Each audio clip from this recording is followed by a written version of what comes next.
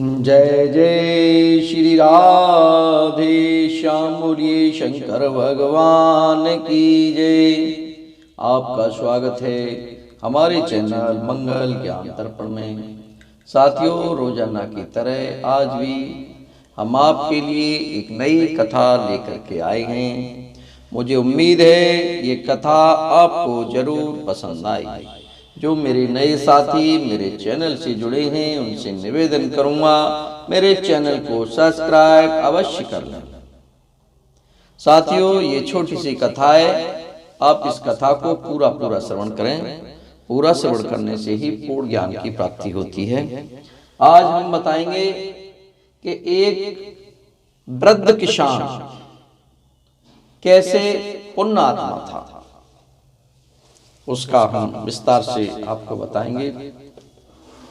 साथ ही काशी में बहुत पुराने समय में एक प्रसिद्ध मंदिर है। वह प्रसिद्ध मंदिर विद्या का वह पुराना केंद्र है। उसे भगवान विश्वनाथ की नगरी या विश्वनाथपुरी भी कहा जाता है।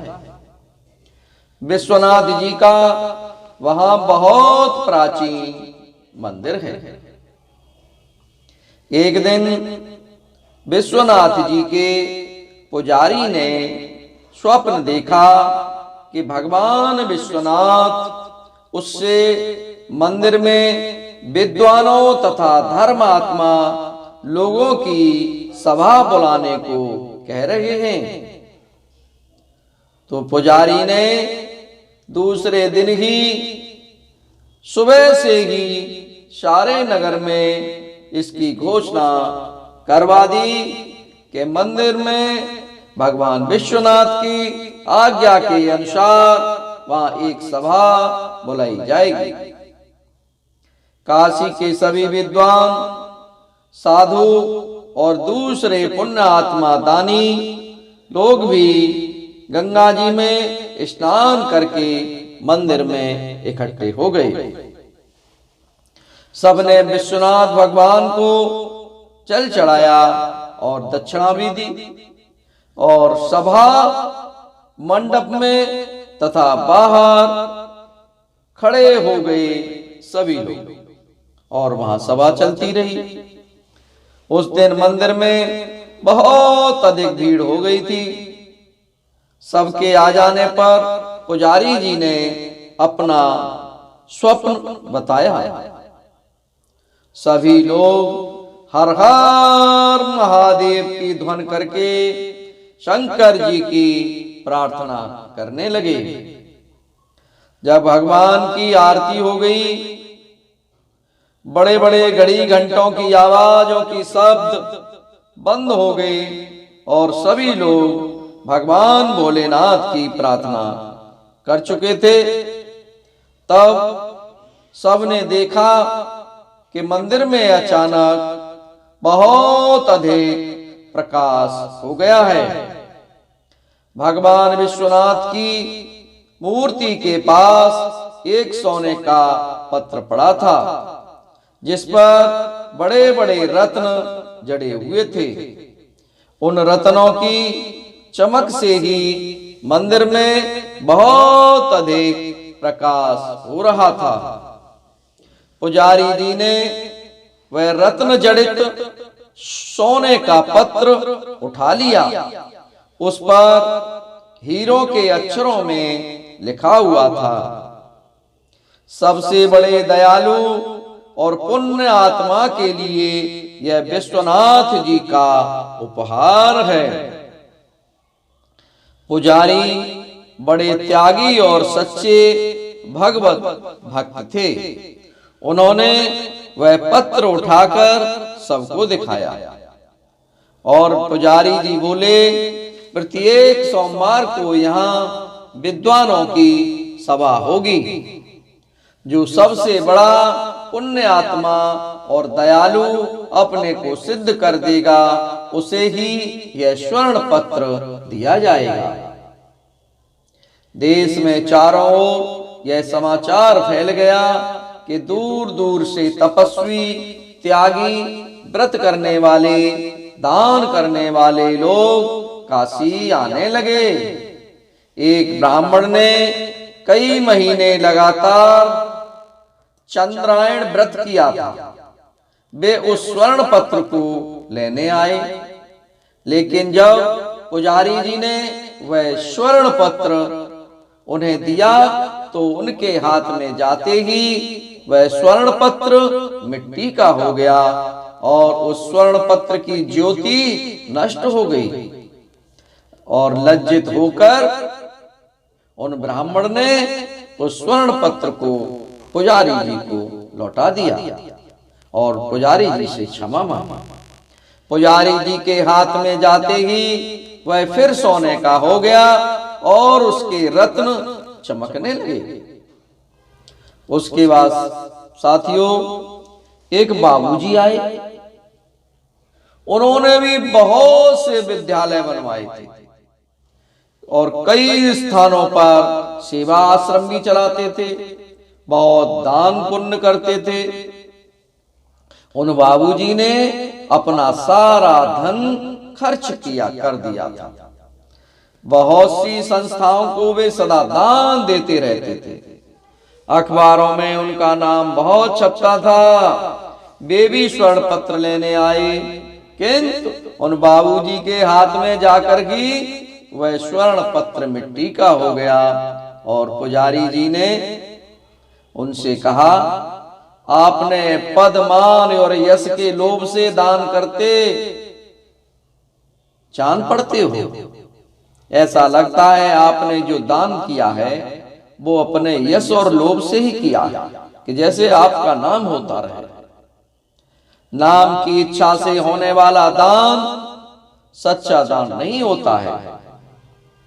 इसी प्रकार बहुत से लोग आए, किंतु कोई भी व्यक्ति स्वर्ण पत्र पा नहीं सका।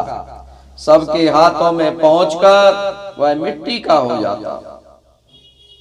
कई महीने बीत गए। बहुत से लोग स्वर्ण पत्र पाने के लोभ से भगवान विश्वनाथ के मंदिर के पास ही दान पुण्य करने लगे, लेकिन स्वर्ण पत्र उन्हें भी नहीं मिल पाया।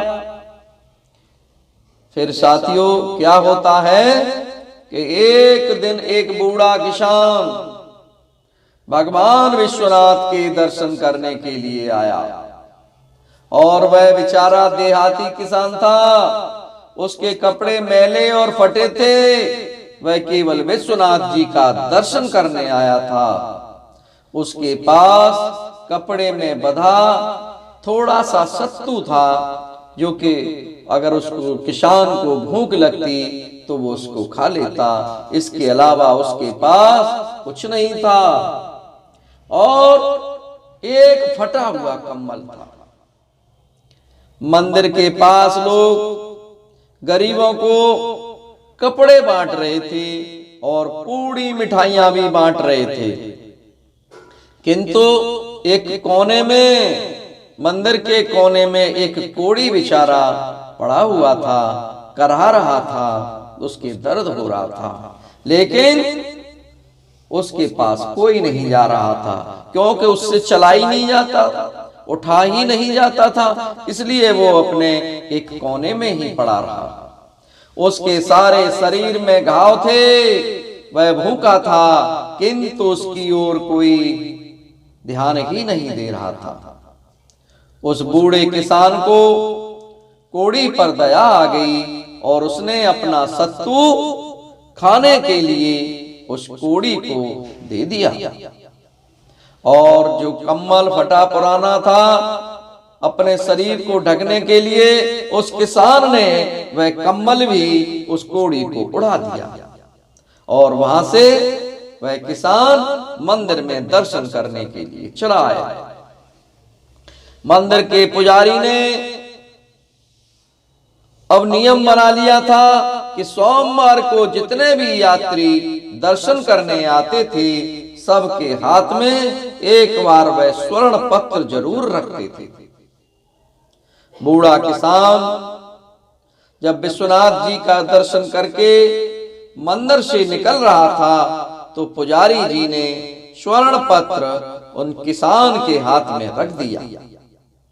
किसान के हाथ में जाते ही वह स्वर्ण पत्र में जड़े हुए रत्न दूने प्रकाश से और अधिक चमकने लगे, और वहां जो बैठे हुए सभी लोग थे उन सब लोगों ने उन बड़े बूढ़े किसान की प्रशंसा करने लगे।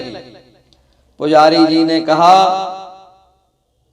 यह स्वर्ण पत्र तुम्हें विश्वनाथ जी ने दिया है, जो निर्लोभ हैं, जो दीनों पर दया करते हैं, जो बिना किसी स्वार्थ के दान करते हैं और दुखियों की सेवा करते हैं, वही सबसे बड़े पुण्य आत्मा होते हैं। इसलिए ये स्वर्ण पत्र आपको ही मिला है। आप ही बहुत अच्छे इंसान हैं। आपने उन कोढ़ी की मदद की, उनको अपने खाने वाला सत्तू दिया, ओढ़ने के लिए कम्बल दिया।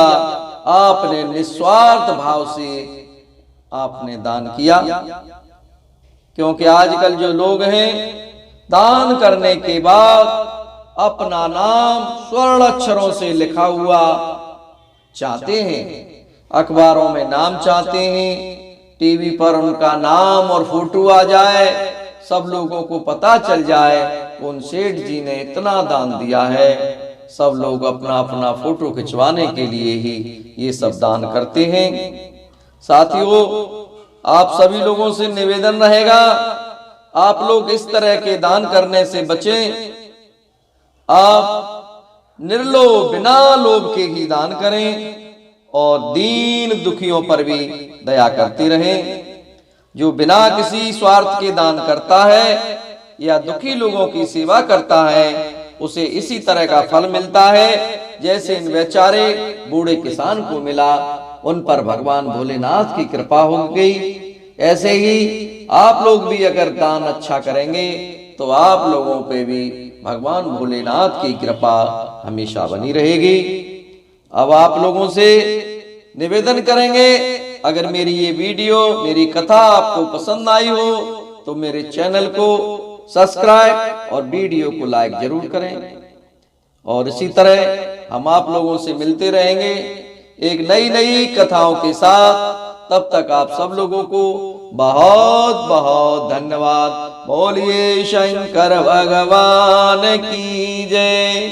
जय जय श्री राधे श्याम।